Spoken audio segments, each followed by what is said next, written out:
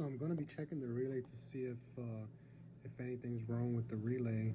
And what I'm gonna do is I need 2 alligator clamps. So I only have one, and I'm nowhere near a shop, and this is all I have to work with. So what I did was I grabbed some electrical wire, stripped it on both ends, and I got this 9-volt battery. I hooked up the positive with the positive, and I taped the negative down. So I found that these two right here are the two sides that get energized, which activate the relay. And one way to check is once the positive and the negative are connected, you should hear a click, which, listen. Okay, so that indicates that the relay actually does activate. So now what I'm gonna do is I'm gonna do an ohm test to make sure that there's continuity.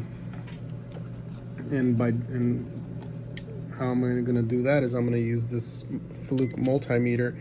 I'm gonna set it to read ohms, and I'm gonna put one on one end and one on the other. Let me see if I could do this with one hand. Probably not.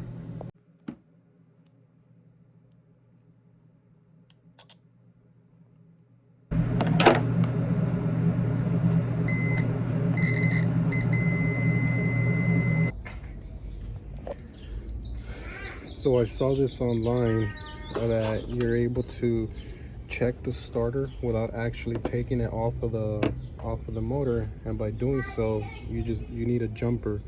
In this case I'm using copper wire, and I just stripped it on both ends, and that's what's going to be my conductor to test this. You can also use anything that conducts electricity, like pliers, anything. And what you want to do is, so as I previously mentioned, the fuse for the relay for the starter is going to be right here in this location, and you want to map out where the connection will make place. And in this case it's going to be 30, and 30 is going to be the power, and 87 will be what goes out to the starter. These two are the magnet that activates, or the relay that activates, so that currency goes between these two here. So I'm going to be using a jumper to go from 30 to 87. Now, as I mentioned, grab your jumper, and I'm going to be putting it right on 30 and 87. Okay, it's nice and even. Let's go ahead and make contact. The card doesn't have to be on for this.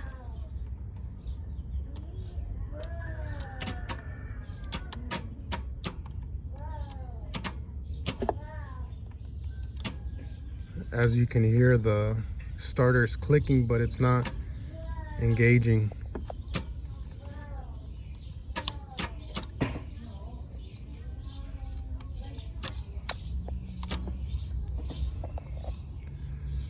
So it cranked once, but it doesn't seem to be cranking anymore.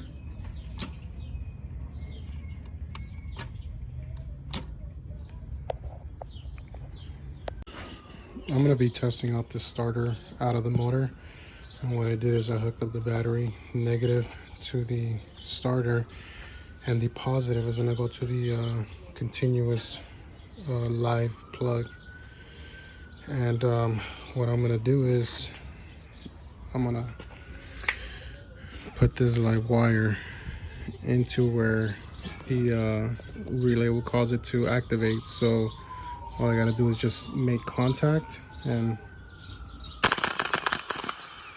should work like so. And as you can see, it actually is working every time it makes contact.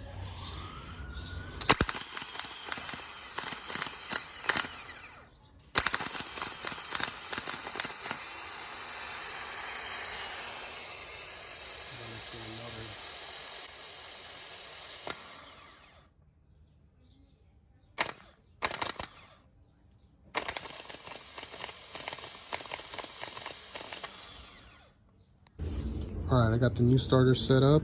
Super excited for this. So let's see how it goes. Ground to the starter, positive to the terminal. Now let's jump start this.